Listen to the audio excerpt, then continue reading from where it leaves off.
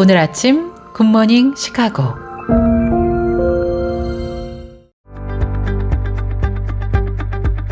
청취자 여러분 안녕하십니까? 6월 30일 월요일 KCBS 굿모닝 시카고 시작합니다.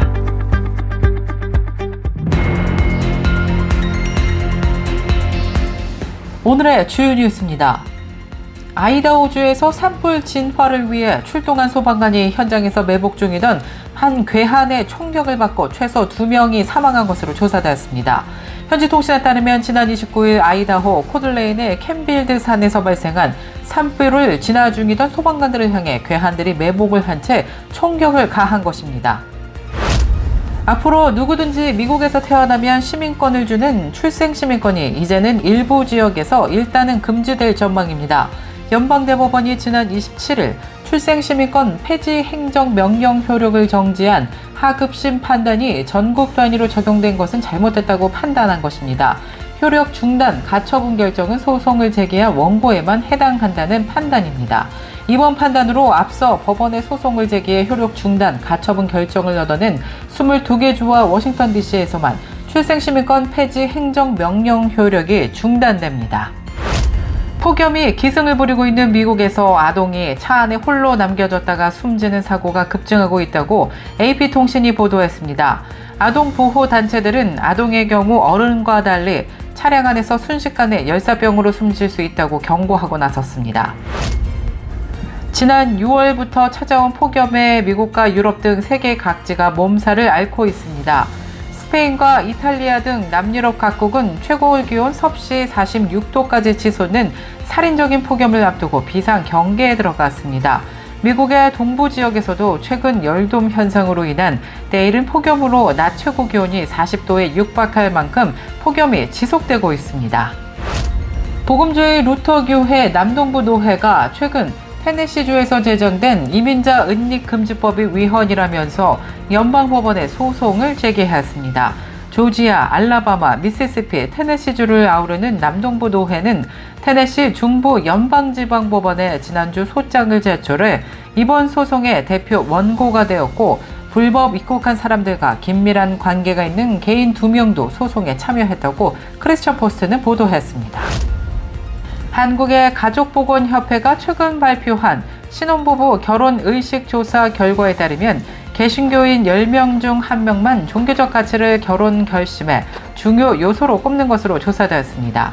이번 조사는 지난 13일부터 16일 한국의 25세에서 45세 결혼 5년 이내 남녀 1000명을 대상으로 설문을 통해 진행되었습니다.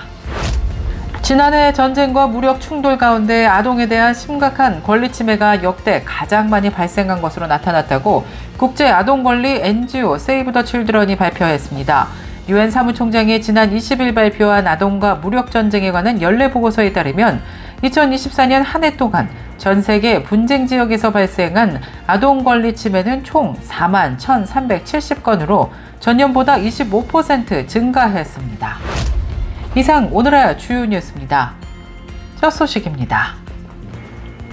아이다호주에서 산불 진화를 위해 출동한 소방관이 현장에서 매복 중이던 괴한의 총격을 받아 최소 2명이 사망하는 충격적인 사건이 발생했습니다. 현지 통신에 따르면 지난 29일 아이다호 코들레인의 캠빌드 산에서 발생한 산불을 진화 중이던 소방관들을 향해 괴한들이 매복을 한 채 총격을 가한 것입니다. 이 지역을 관할하는 보안당국에 따르면 오후 1시 30분경 소방관들이 산불을 끄러 출동했고 이후 30분 후쯤 총격이 신고됐다고 밝혔습니다. 다만 보안관은 최소 2명이 총에 맞아 사망했고 이들 모두 소방대원으로 추정되며 더 큰 인명피해가 있을 수도 있다고 밝혔습니다. 용의자의 수나 범행 동기도 알려지지 않았습니다. 현지 당국은 브리핑 시점까지 총격이 이어지고 있다고 우려했습니다. 그는 괴한들이 바위가 많은 지역에 숨어 고성능 소총을 사용한 것으로 보인다고 설명했는데요. 당시 캠빌드 산에는 등산객들도 아직 남아있는 것으로 알려진 가운데 카운티 비상관리청은 주민들에게 해당 지역에서 벗어날 것을 요청했습니다. 누구든 미국에서 태어나면 시민권을 주는 출생시민권이 앞으로는 일부 지역에서 일단은 금지될 전망입니다. 연방대법원이 지난 27일 출생시민권 폐지 행정명령 효력을 정지한 하급심 판단이 전국 단위로 적용된 것은 잘못됐다고 판단했습니다. 효력 중단 가처분 결정은 소송을 제기한 원고에만 해당한다는 판단입니다. 이번 판단으로 앞서 법원에 소송을 제기해 효력 중단 가처분 결정을 얻어낸 22개의 주와 워싱턴 DC에서만 출생시민권 폐지 행정명령 효력이 중단됩니다. 나머지 28개 주에서는 이번 판결 30일 이후부터는 트럼프 대통령의 출생시민권 금지 정책이 시행될 예정입니다. 출생시민권 금지 정책의 효력이 중단된 22개 주는 워싱턴, 애리조나, 일리노이, 오리건, 뉴저지, 매사추세츠와 캘리포니아, 뉴욕, 코네티컷, 로드아일랜드, 미시간, 콜로라도와 델라웨어, 네바다, 하와이, 메릴랜드, 메인, 미네소타, 뉴멕시코와 버몬트, 위스콘신, 노스캐롤라이나 등입니다. 폭염이 기승을 부리고 있는 미국에서 아동이 차 안에 홀로 남겨졌다가 숨지는 사고가 급증하고 있다고 AP통신이 보도했습니다. 아동보호단체들은 아동의 경우 어른과 달리 차량 안에서 순식간에 열사병으로 숨질 수 있다고 경고하였습니다. 자동차 열사병 사망 기록을 수집하는 자동차 안전협회는 올해 들어 미국에서 아동 9명이 자동차 안에서 열사병으로 사망한 것으로 집계했다고 전했습니다. 이 중 6명은 이른 폭염으로 동부 지역 낮 최고 기온이 40도에 육박한 6월에 모두 사망한 것으로 조사되었습니다. 아동단체들은 실외 온도가 높지 않아도 차량 안에서는 열사병에 걸릴 수 있다는 사실을 보호자들이 알아야 한다며 강조했습니다. 스페인과 이탈리아 등 남유럽 각국은 최고 기온 섭씨 46도까지 치솟는 살인적인 폭염을 앞두고 비상 경계에 들어갔습니다. 미국 동부 지역도 최근 열돔 현상으로 인한 때이른 폭염으로 낮 최고 기온이 40도에 육박할 만큼 무더운 더위가 지속되고 있습니다. 28일 영국 일간 가디언에 따르면 이탈리아 시칠리아는 최고 기온이 39도까지 올랐으며 낮 시간대에는 실외 노동을 금지하기도 했습니다. 이탈리아 북서부의 리굴리아도 실외 노동 금지령을 발표했습니다. 노동조합들은 이 조치를 전국으로 확대하라고 촉구하기도 했는데요. 스페인 기상청은 폭염 경보를 발령하고 낮뿐만이 아니라 밤에도 폭염이 계속될 수 있다면서 노인이나 만성질 환자 등 취약계층에 주의를 당부했습니다. 포르투갈의 수도 리스본도 29일 최고 기온이 42도에 달할 만큼 무더운 더위가 이어졌고 포르투갈은 국토의 3분의 2에 대해 폭염과 산불 위험 경보가 발효되기도 했습니다. 이번 폭염은 내주 중반까지 이어질 전망이라고 국립기상청은 전했습니다. 계속해서 교계 소식이 이어집니다. 복음주의 루터교회 남동부 노회가 최근 테네시주에서 제정된 이민자 은닉금지법이 위헌이라면서 연방법원에 소송을 제기했습니다. 조지아와 알라바마, 미시시피, 테네시주를 아우르는 남동부 노회는 테네시 중부 연방지방법원에 지난주 소장을 제출해 이번 소송의 대표 원고가 되었으며 불법으로 입국한 사람들과 긴밀한 관계가 있는 개인 2명도 소송에 참여했다고 크리스천 포스트가 밝혔습니다. 문제가 된 법은 테네시주 빌리 주지사가 지난 5월에 서명해 발효를 앞두고 있는 것이었는데요. 입국자를 숨기거나 거처를 제공하는 행위를 인신 밀수로 규정하고 처벌하도록 하고 있습니다. 강제로 노역을 시키는 인신 매매와는 달리 인신 밀수는 브로커가 사람들을 미국으로 불법 미입국시키는 것만을 목적으로 합니다. 원고 측 법률 대리인은 조지타운대 헌법옹호보호연구소, 이민위원회, 테네시 이민난민권리연합 등입니다. 미국 이민위원회 홈페이지에 따르면 원고 측은 테네시법이 연방정부의 전속 권한인 이민을 주정부가 규제하도록 해서 헌법을 위반하고 주민들이 어떤 행위가 범죄가 되는지 알기 어렵게 모호해 인도적 지원조차 수십 년형의 중범죄로 처벌될 위험을 만든다고 주장했습니다.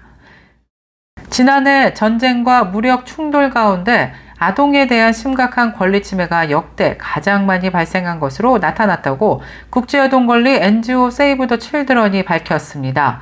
유엔 사무총장이 지난 20일 발표한 아동과 무력 분쟁에 관한 연례 보고서에 따르면 2024년 한 해 동안 전 세계 분쟁 지역에서 발생한 중대한 아동 권리 침해는 총 41,370건으로 전년보다 25% 증가했습니다. 유엔은 아동에 대한 심각한 침해로 살해 및 중대한 상해, 납치, 성폭력, 아동 징집, 학교 및 병원에 대한 공격, 인도주의적 접근 6가지를 규정하고 있습니다. 이런 가운데 가장 많이 발생한 것은 아동 살해 및 중대한 상해로 11,967건이 보고됐고, 지역별로는 팔레스타인 점령지, 콩고 민주공화국, 소말리아, 나이지리아, 아이티 순으로 피해가 집중됐습니다. 세이브 더 칠드런은 성폭력이 제대로 신고되지 않는 경우가 많아 실제 피해 규모는 이보다 훨씬 더 클 것이라고 밝혔습니다. 피해 아동이 사회적 낙인이나 보복에 대한 두려움으로 침묵하거나 또 의료와 법적 지원을 받지 못한 채 방치되는 사례가 많기 때문이라고 말했습니다. 한국가족보건협회가 최근 발표한 신혼부부 결혼의식 조사 결과에 따르면 개신교인 10명 중 1명만이 종교적 가치를 결혼 결심의 중요 요소로 꼽는 것으로 조사되었습니다. 이번 조사는 지난 13일부터 16일까지 전국의 25세에서 45세 결혼 5년인의 남녀 1000명을 대상으로 모바일 설문을 통해 진행되었습니다. 결혼 결심의 핵심 요인으로 배우자의 성격을 꼽은 응답자는 전체의 62.5%로 1위를 차지하였습니다. 이어 의사소통 방식이 2위, 외모, 그 다음 직업, 연봉, 배우자, 집안의 분위기, 종교 등이 그 뒤를 이었습니다. 이는 신혼부부들이 결혼을 결정함에 있어 외적인 조건보다 내적인 성향을 더욱 중시하고 있음을 보여주고 있습니다. 특히 종교를 결혼 결심의 요인으로 꼽은 전체 비율은 낮았지만 개신교인 응답자 중 가운데 10.5%는 종교를 중요 요소로 지목해 타 종교 및 무종교 응답자에 비해 종교적 가치 일치를 중시하는 경향을 보였습니다. 결혼을 통해 얻고자 하는 가장 중요한 가치로는 심리적 안정이 77.4%로 압도적으로 나타났습니다. 이어 경제적 안정, 자녀 출산 등이 그 뒤를 이었으며 종교 유무와 관계없이 심리적 안정이 핵심 가치로 인식되고 있음이 확인됐습니다. 국제개발협력 NGO 월드투게더가 지난 17일 남수단 현지 주민 지원을 위한 생필품 후원 전달식을 진행했다고 밝혔습니다. 한빛부대는 대한민국의 UN 평화유지군으로 장기간 이어진 내전으로 인해 전 국토가 파괴된 남수단 재건을 위해 인프라 구축과 농법 전수, 주민교육, 의료 지원 등을 통해 남수단의 평화 정착을 위해 기여하고 있습니다. 국제개발협력 NGO 월드투게더는 오는 8월 남수단으로 파병되는 한빛부대 20진에 남수단 주민의 건강과 일상 유지를 위한 생활용품을 지원합니다.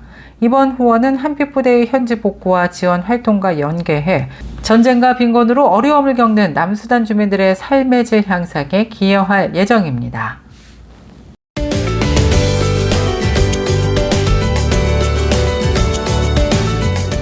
KCBS 날씨 정보입니다. 월요일인 오늘은 오전 중에 구름 끼고 흐린 날씨 이어질 가운데 천둥 번개를 동반한 깜짝 비 소식 예보됐습니다. 낮 최고 기온 87도, 밤 최저 기온 67도 예상됩니다. 내일 아침 해 뜨는 시각 오전 5시 18분, 해 지는 시각 오후 8시 30분입니다. 이상 날씨였습니다.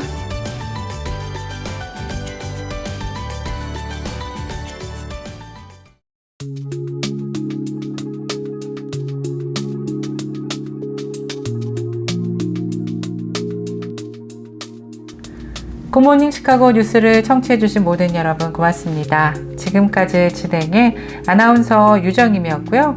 저는 내일 이 시간에 더욱더 풍성하고 알찬 소식으로 다시 찾아뵙겠습니다. 오늘도 풍성한 주님의 은혜를 누리시는 행복한 하루 보내시길 바랄게요. 청취해주신 모든 여러분 고맙습니다.